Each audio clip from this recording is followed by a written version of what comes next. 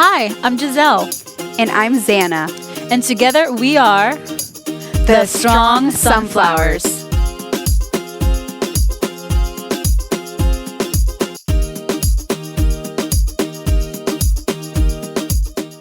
Hello, Strong Sunflowers. Welcome back to another episode here. We are so excited for this episode. It's a Who's in Your Field, and we're going to be talking all about body positivity, our body shaming stories, and how can we love ourselves more and just stop with the propaganda that we see all the time on social media. So this month of March is Women's History Month, as well as we celebrated our 2-year anniversary last week. Oh my gosh, I cannot believe that we've been doing this for 2 years, helping all of you, helping ourselves become strong as sunflowers. So I am so thankful. We are so thankful for having you guys in our field, for having you guys have our back, for creating this space, this safe space for us to be just vulnerable, ourselves, authentic, and just badass strong sunflowers. So we're so excited for that. But we also have a campaign running this whole month of March all about body positivity. Hashtag love your body. But before we jump right into the field, you already know, like, share, subscribe to your mom, to your friends, to your cat, to your grandma, to go follow the Strong Sunflowers. But we hope you enjoy this episode. We brought it to you guys from the bottom of our hearts. And we just wanted you guys to know that you're seen, you're loved, you're worthy, your body is amazing, you are amazing, and you deserve all the good that this world has to offer. You guys enjoy. Hello, Strong Sunflowers. Welcome back to the field. We have Ruthie here, and I met Ruthie on TikTok of all places when we got this idea to do this campaign. We're like, okay, we are so tired of always being body shamed, especially by our families. And it's really across the cultures. It's from the Hispanic cultures, the white culture, Middle Eastern, all of them. So I posted a video and Ruthie was like, I'm your girl. Let's talk about it. So I was like, okay, Ruthie, come to the field.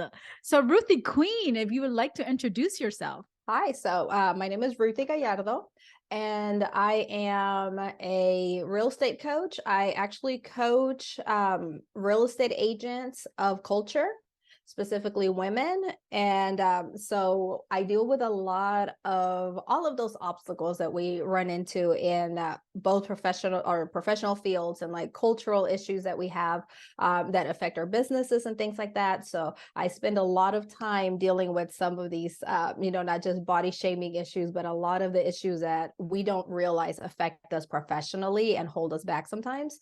So yeah, that's what I do. And I'm in Oklahoma. I coach nationally, but yeah, I live in Oklahoma. Fun place. We're so happy you're here in our field. And today we're dedicating space to share how our field has been body shamed and how they're working to overcome it. So let's start first with how you've experienced body shaming in your own personal and professional life. Well, mainly it's so subliminal, right? In it, like, I guess professionally it's subliminal. I guess publicly usually it's subliminal. At home, culturally, right, is very in your face. So in real estate, it's very much about you have to put your face out. Your face is your brand. So I personally, first of all, before I started doing video or anything, it took me years to get comfortable with it. And by the time I started doing video, it was after I had kids and everything. Before, whenever I was like that big, I wasn't doing anything on video. I wasn't really, and I was always worried about being fat, right? Because anytime you're eating too much, anytime things like that, people, at least my mom's like, "Ooh," right? Like, slow down, right? And so with that already being the context of my life, it always comes like in a very like subliminal package, I guess, the body shaming, because it's more about whenever the people who get complimented is like on their body, like, oh my gosh, like you're in such good shape, or oh my gosh, you look so good. And I didn't realize how that whether it was meant like in your face, like about weight or not, with all of the preconceived trauma of body issues, it always came back to that. So it was never about, and in my culture, my mom is Mexican and my dad is Black. So culturally, on both sides, it's never even been about health. It's been about looks. It's always been, there's this saying in Spanish, primero muerta que sencilla, right? So first of all, we have to always be dressed to the T, to the nines. Our makeup has to be done. And then it's almost like it immediately drops your value if you're thicker, right? It's like, oh, she's so pretty. She has such a pretty face. Oh, she's so pretty for, for a gordita, for a bigger girl. And so for me, it's been ingrained, and even my grandmother, bless her heart, she's in her 80s now. I still go visit her, and she has halfway dementia at this point, and I come in and she'll pat my hips, and she's like, oh, you're getting thick there, baby, right? And I'm like, oh, okay. And just things like that. Even after you have right after I had my daughter, I went straight back to work. And it was very much like, oh, you still have the baby weight, just even from coworkers and, just random people making comments like, oh, wow, when was that video from? Was that before you had your daughter? And I'm like, yeah, I was skinnier, I know. So it's always so, people don't necessarily have to tell you look fat or you look fatter. It's always that context that it's almost it's almost microaggressions. Or they hold up a shirt or they hold up pants and they're like, this probably won't fit you, right? Like they were passing out t-shirts one day at my job, and I was like, oh, I want a t-shirt. And they're like, can you fit a medium? Because I mean, Jenny fits the medium, and of course Jenny's like very thin, and like, but do you fit it?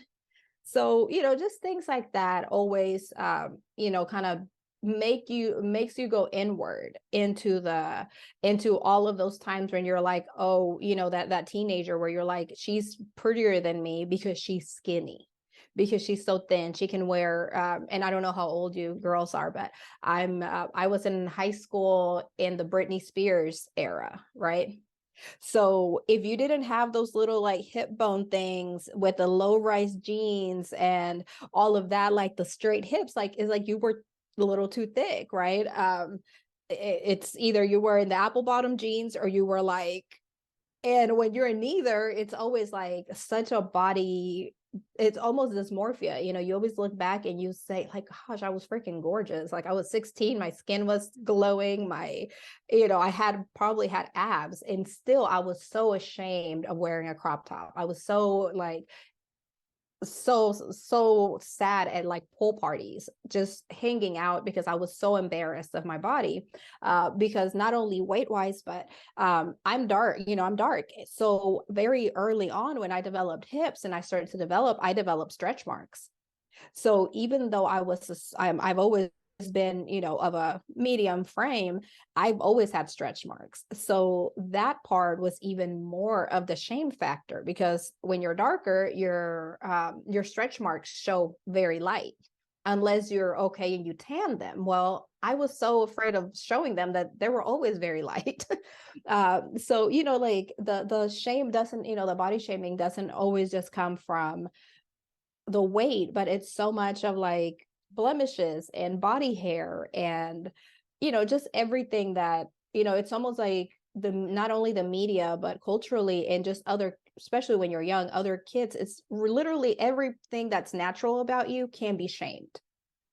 And coming from those two different worlds, because when I think about like the Mexican side of things, I'm like, you want to be that skinnier, like, but then when you go to like the Black culture, you want the bottoms and the bigger curves and, like, so it was it must have been such a tug of war for you, it's like, okay, I'm supposed to be skinnier when I go to my grandma's side from like here. And then on my other grandma, she's like, girl, you need to eat. Who has not been feeding you? And it reminds me of like elementary school. So I'm 26. So I wasn't in, I don't even know the Britney era. Was that 2000? Yeah, like 99 to 2004, girl. I Yeah. lived it. It was middle school, Yes. high school for me. So Yeah, it was my freshman year. That first Britney with a skirt. Oh, that was my freshman year of high school. It was the worst. I was born in 95 and I came from Cuba in 2003. So I was in elementary school when I got here. But I remember in middle school, back in my day, it was Hollister. Everybody was obsessed with Hollister. Oh my gosh. And I come from like a lower income family. So it's like money was tight and I could only afford to buy one pair of jeans. And I bought them at a size 0 because at that time I was like 6th grade me and like 7th grade me, honey. When you're talking about those stretch marks and your Latin roots coming out, I'm like, okay, I got hips, I got booty. Where am I gonna put in the size 0? I only have money for one pair of pants, and I remember I would still like try to squeeze my butt into these pants and just wear like baggier shirts to cover my crack because my butt was not fitting in the jeans. But we still wanted to fit in. We still wanted to be that size 0 like everybody else, even though I was getting like this pancake booty because the pants were so tight and I could barely sit down because I couldn't bend. But hey, I'm in a size 0. So when I look back at that, that's just so crazy. And then when Sienna right now is studying body dysmorphia for her master's, and it's just crazy because then we look back and we're like, I was gorgeous. I was so skinny, and I used to think I was fat. Like what? And just like also how everything changes because what was popular being skinny back then, now everybody wants like the BBL booty and the hips and the thighs that everybody was making fun of us back in the days for having, So it's wild. It is wild. And I'm even called back to professionally. In college, I worked for Hollister, Gigi. I got a good discount then. I could have hooked you up with those pants, but we didn't know each other yet. But even it was like body image was a part of their hiring practice. They literally came to our college cheerleading squad and would point people out based on looks and invited them to interview. And you see me, girl, I didn't come to this Zoom with makeup on. Like I am naturally like at home. It's what G calls my cave. It's my safe space. I'm in my pajamas. I'm comfy. And out when I'm going to a show or going to an event, I love wearing really loud prints, lipstick.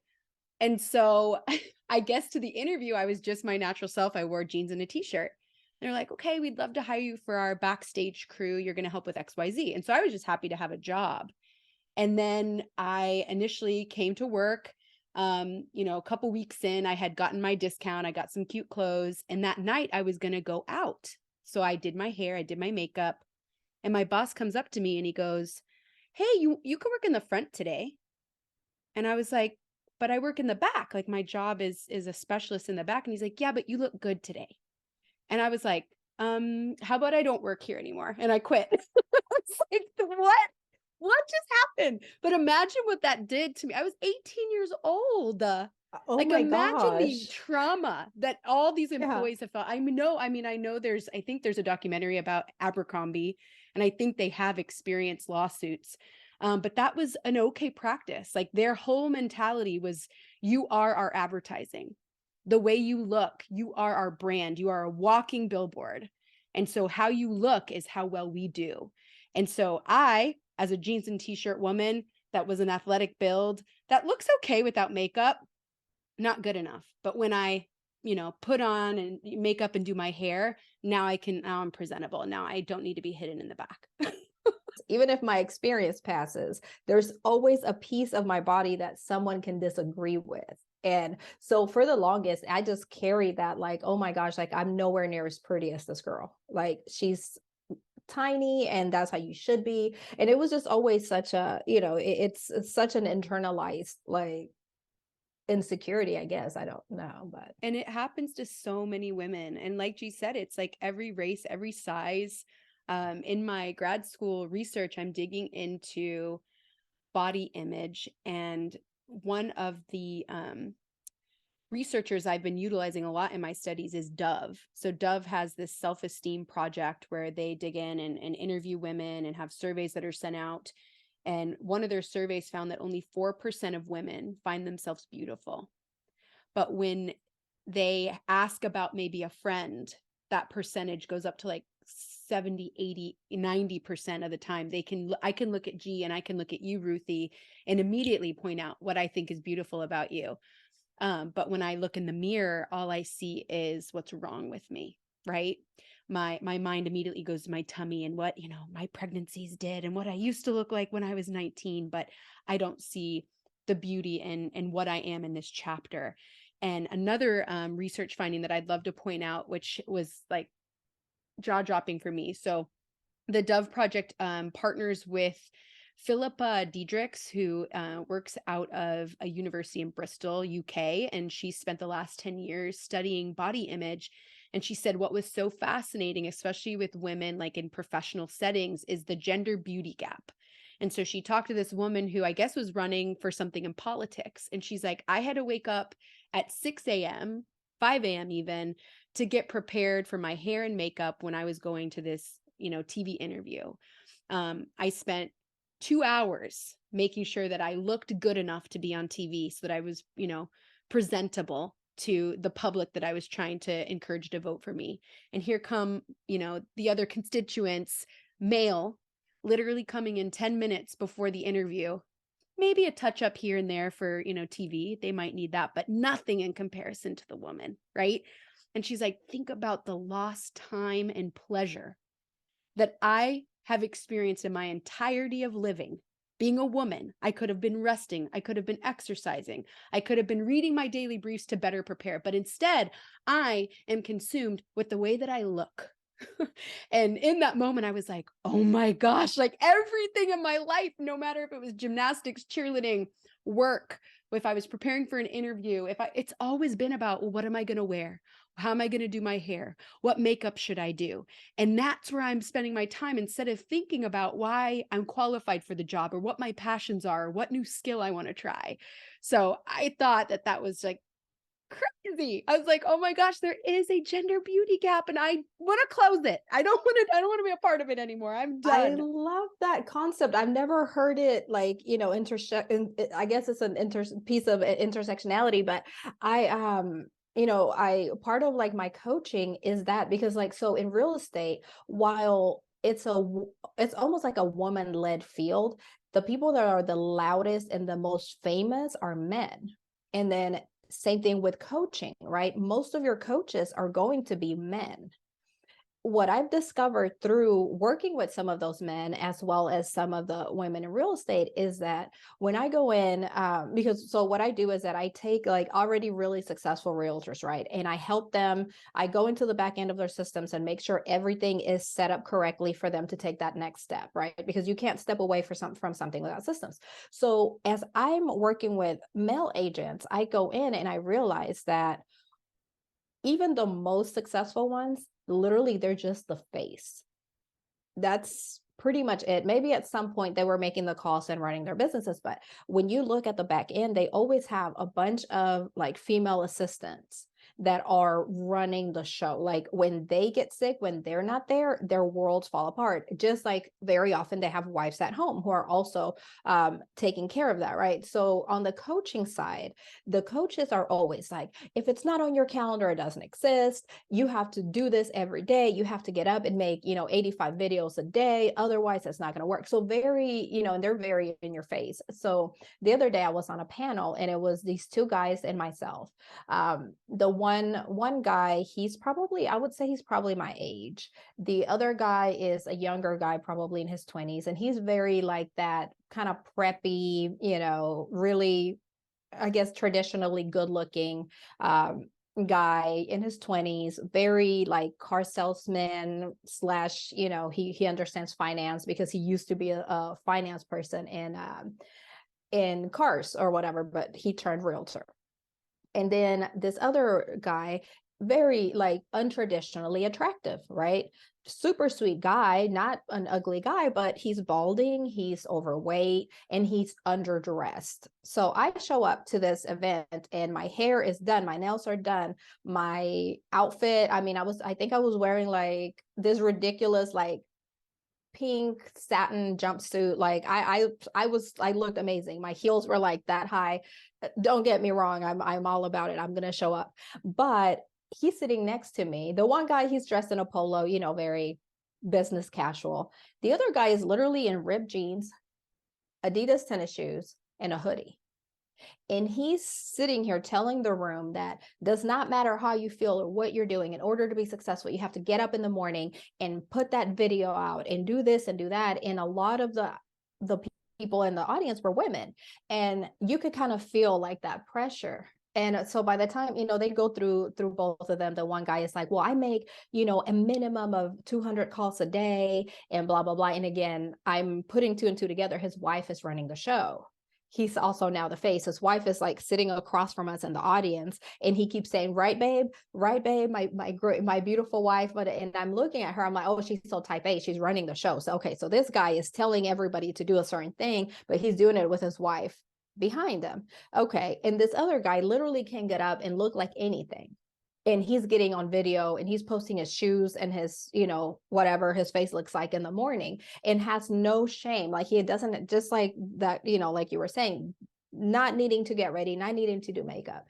And so by the time they get to me, I'm like, ladies, like that's great and all, but you and I both know that we're crying into our coffee cups because we feel bloated or we feel like crap in the morning. Like there's no way we can follow what these guys are telling us to do. This is not for us. Like this is not for us, because we're judged and looked at under such a completely different lens. Like there's no way, if I was half bald, overweight, and wore like nothing, that I would get the same reaction as him. You know what I mean? Like it's as a woman, we're told that we're lazy if we're not in shape. We're, you know, we've let ourselves go, while when they do it, it's just part of life. Like, you know, with guys, it really is just a part of life, and they are not looked at, oh, well, he's a slob, he doesn't take care of himself, why would I do business with him? However, we are looked at that way, and that's so hard, because so many of the people in you know, again, coaching and leading college classes are men. And there are men that hold us to a standard that they're never going to be held to. And that's, you know, that's heartbreaking, because it's, you know, again, we all want to be successful. We all want to play the game, but it really does end up, you know, becoming harder. And especially as a woman of color, there's that on top of it, right? Because there's always the, you know, if my hair's too curly, maybe I don't look professional. If I have it in braids, maybe I don't look professional. If it's, whatever, you know, if I, a couple of years ago, I actually stopped, I don't know if you can see, I stopped relaxing my hair. There was a point where, although I'm half and half and my hair was, I had beautiful curls, it was so hard. And it was such a point of shame that I relaxed my hair for years, for like 20 years, I relaxed my hair. And not until I had a daughter with beautiful ringlet, curly, you know, just beautiful hair, that I was like, okay, I can't do that, because I don't want her to be ashamed of her curls. I don't want her to be, you know, because my mom has bone straight hair. My mom's has that dark, indigenous, beautiful, straight, thick hair. And it was always such a point of shame for me that my hair couldn't look that way. It didn't matter what I did. I could not figure it out. So, and, you know, and she would tell me, oh my gosh, you just have, I forget, she would use pelos de estropajo. I don't know what that, I don't know if you guys have ever heard that, but it's really messed up. It's like your hair's like a loofah. I can't get through it. Like you have loofah hair. That's what that means. Like the natural loofahs, you know, the ones that grow from the plant, that's an estropajo. Like, so literally that's what my mom used to call my hair. So can you imagine the shame in that? So just a lot, you know, and again, and then here it goes, we're at Hooters and I'm not pretty enough because my hair, although at that point is relaxed, is still too curly. You will never be good enough for the wrong person. Exactly. And I can totally relate to the whole curly hair thing. I have been relaxing my hair for, I don't know, since ever. Since I came to the United States. My grandma is Dominican, and I know she did it out of love, and Dominican women are all about their hairs, the Dominican blowouts, the perms, all the things. And when I came from Cuba, I mean, Cuba, we're communists and we're broke. Okay. We ain't got money. So my hair didn't have money. Okay. So the first thing when she looked at me, she was like, oh, honey, we got to perm your hair. You're looking rough, you know, pasas. That's what we call them, pasas. And since that time, I have been perming my hair since 25. And I was going through a divorce. And you know, when they say it's like when a woman's going to change her life, she's changing her hair. So I did the big shop and I just cut it all off.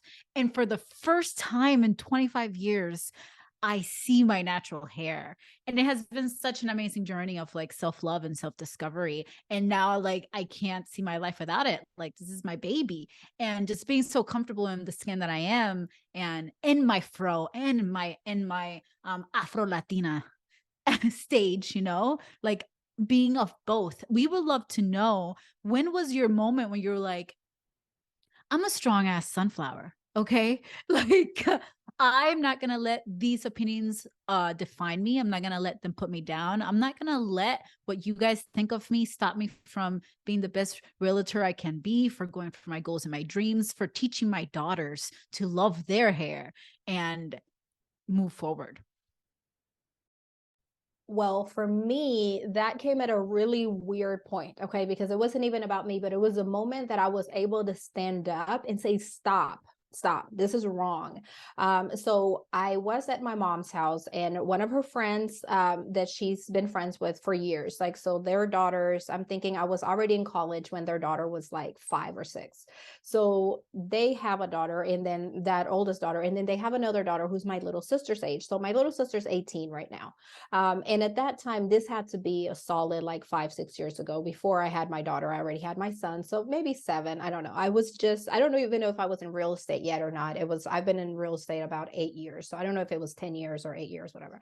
But we were at my mom's, they were having café con pan, doing the whole thing.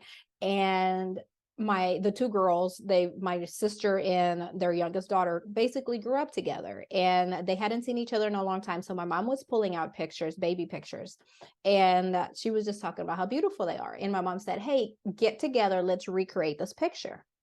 So my mom takes a picture, and it's such a sweet moment, right? These girls have to be, so they're 18 now. So let's say so they were 10, 11, right? And my sister at that time played like 3 sports. She ran track. So she's a thick girl in frame. She has that softball player physique, but she's not fat. Like she's just, she's what she is. She's thick. And the other girl, she was a little bit thicker. She's probably my skin tone, a little bit thicker, a little bit rounder, curly, beautiful curly hair, long curly hair, just a beautiful child. And so that my mom takes a picture, and then she turns to the girl's mom, right? And says, ay, mire, qué bonita mi Barbie y su Cabbage Patch. Girl, I was like,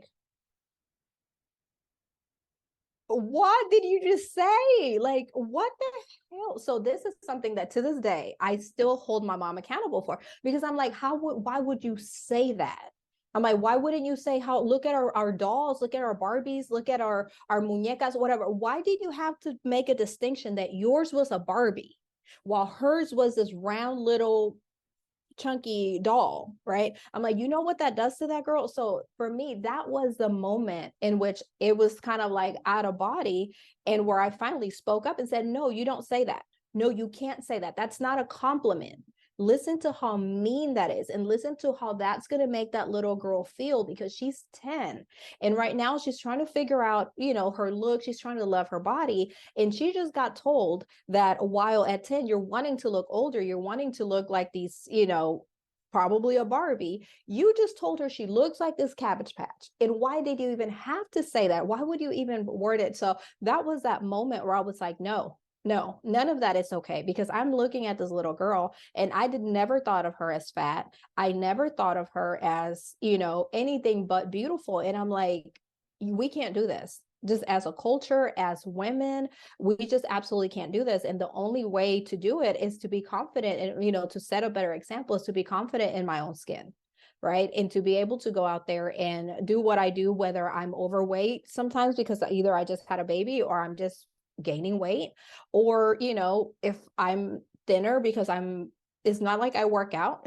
So it's, sometimes I'm thinner because I'm stressed, or because I'm not eating, or because I'm not feeling well. And just always remembering that, oh, you're so thin, it's not a compliment.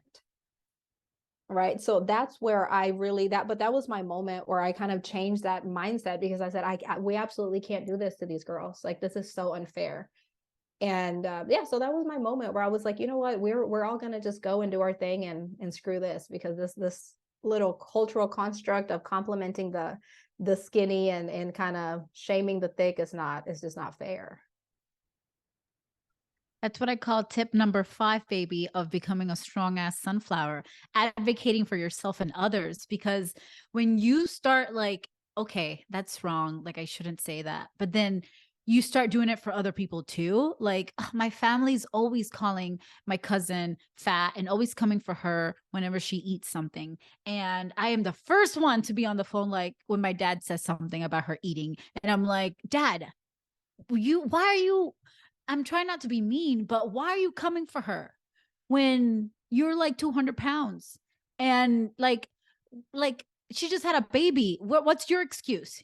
Like, not that it even needs to be an excuse, but why is it always that it's always the woman, when literally the woman's supposed to be perfect and have the perfect body? And then these men are in their 50s with like a beer belly and looking rough. And they're like, oh yeah, my wife's a little fat today. She's been bothering me. Girl, look at you. That's what I want. My dad already knows not to touch those buttons with me, because I will come for you. Okay. I will come for you. But I would love for you to tell the field, if there's anybody listening that doesn't feel comfortable in their own body, that is in that part of their life where they want to fit into that 00 Hollister jeans, and that ass is fat. Okay. It's not going to fit. And it's fat with a pH. Okay. What would you tell that girl or boy? Because boys have body dysmorphia too, what would you tell them in that moment? So what I would tell them in that moment is that, you get one body. Whether you like that body or not, it's your body. And at the end of the day, it's like with everything else, like if you don't love it, if you don't show your body love, if you don't show yourself appreciation, first of all, if it's something like, let's say that you are heavier and it's not a health situation or anything, and you want to change it, then fine, change it, right? If that's go run, go work out, as long as you're not doing anything to harm yourself, do whatever, if you feel comfortable being thinner, whatever, if it's healthier, great.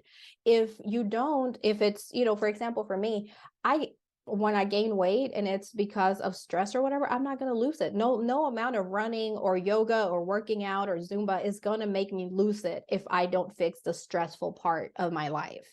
So what I would say is, first of all, it's okay. You get one body. If you want to change it, change it.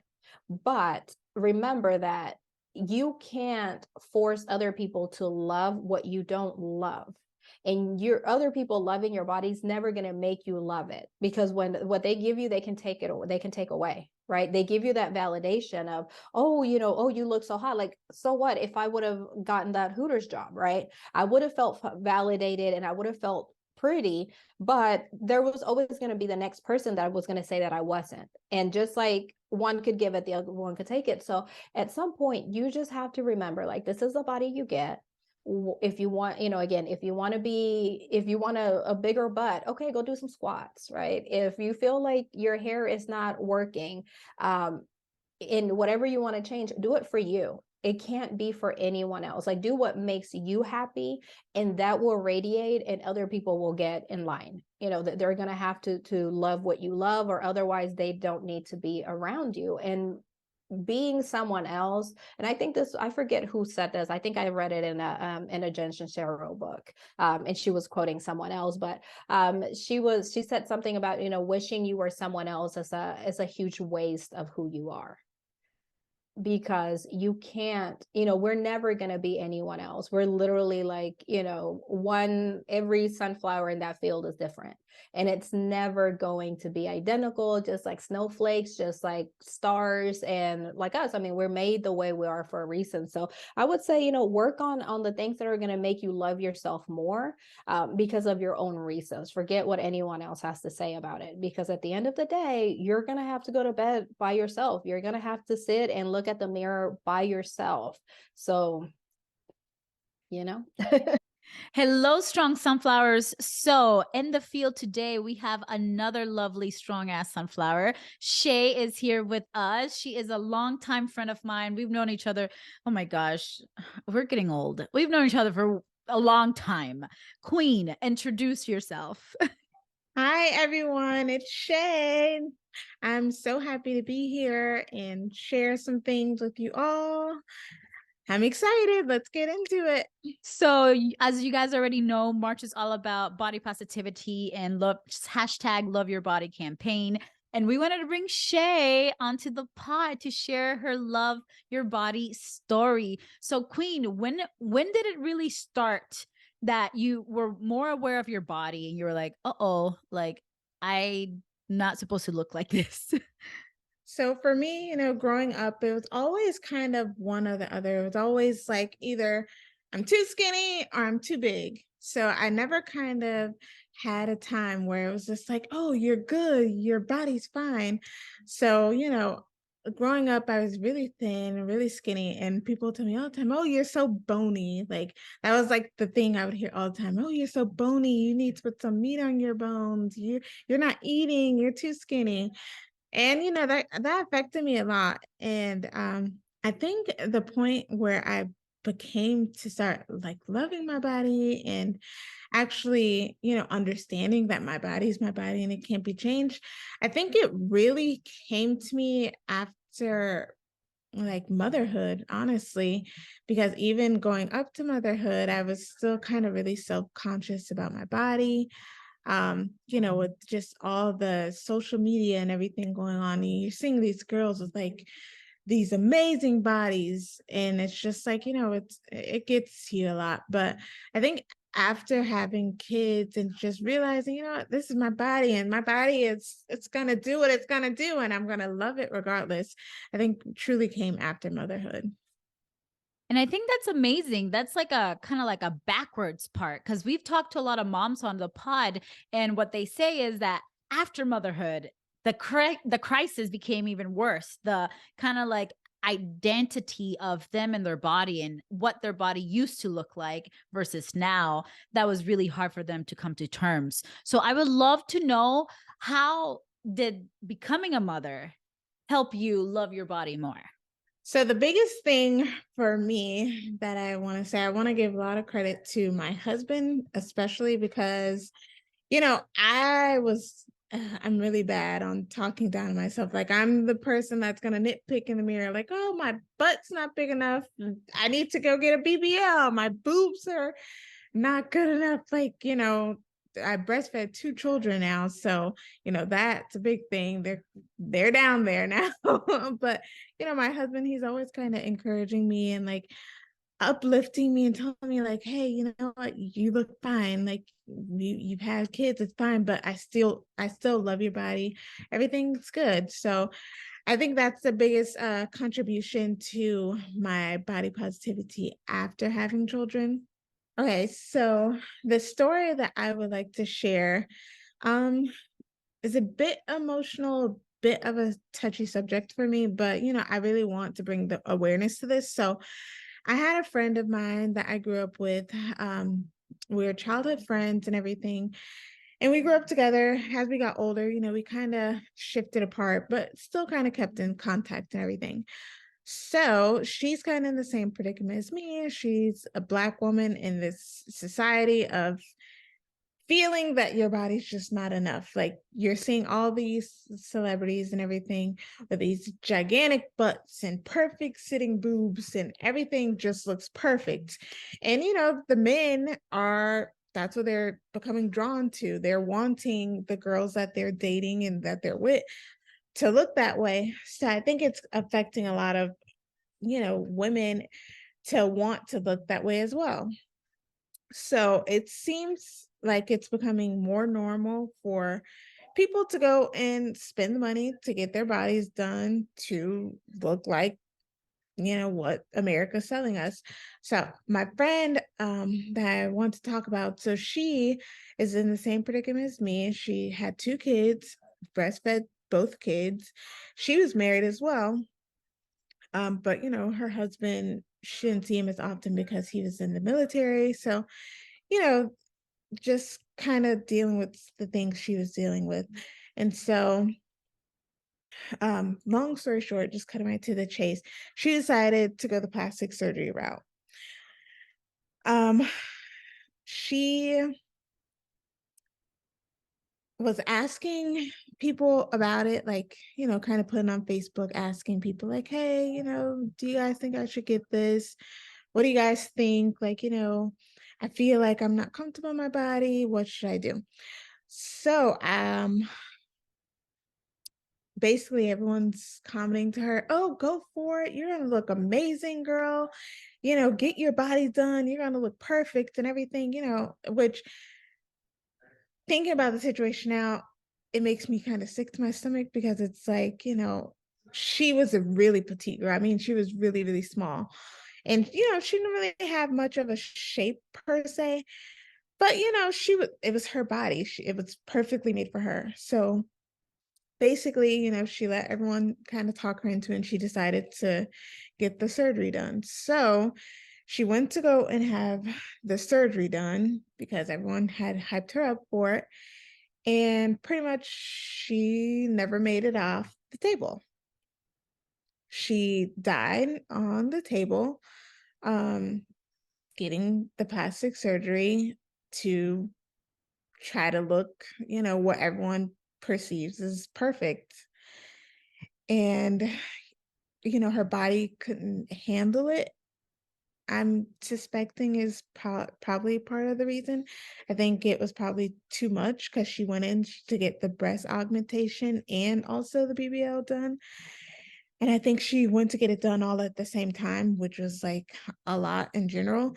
And so, you know, that kind of made it easier for me as well to be like, you know what, Shay, you don't need that. Like, because it's not worth your life. It's not worth, leaving 2 children behind. She had 2 children, and her children are, close in age to my children. She has an older son that's the same age as my son, and then she has a daughter who's a little older than my youngest son. So it's just like, it's just not worth it.